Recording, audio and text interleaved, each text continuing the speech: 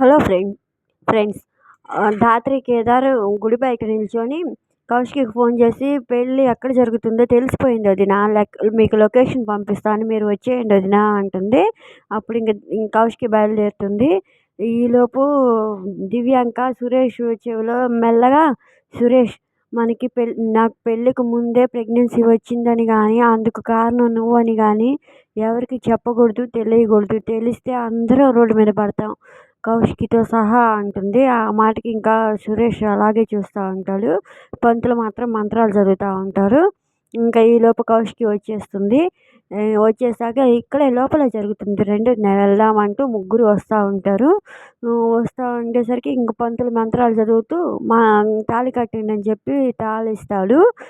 కట్టు సురేష్ కట్టు అంటూ దివ్యాంక సంతోషంగా చెప్తా ఉంటుంది. ఇంకా సురేష్ వంగి తాళి మెల్ల కట్టబోతుండగా కౌశికి వచ్చి ఏయ్ అంటూ గట్టిగా అరుస్తూ గన్ గురిపెడుతుంది. ఆ దెబ్బకి కౌశికి దివ్యాంక సురేష్ వెనకాలకు వెళ్ళి దాక్కుంటుంది.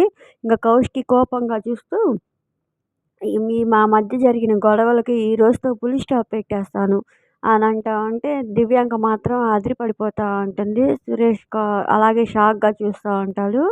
ఇంకా ధాత్రి కూడా అలాగే చూస్తూ ఉంటుంది. ఇది ఫ్రెండ్స్ ప్రోమో అయితే. మీకు నచ్చితే ప్లీజ్ లైక్ చేయండి, సబ్స్క్రైబ్ చేయండి. Thank you for watching friends.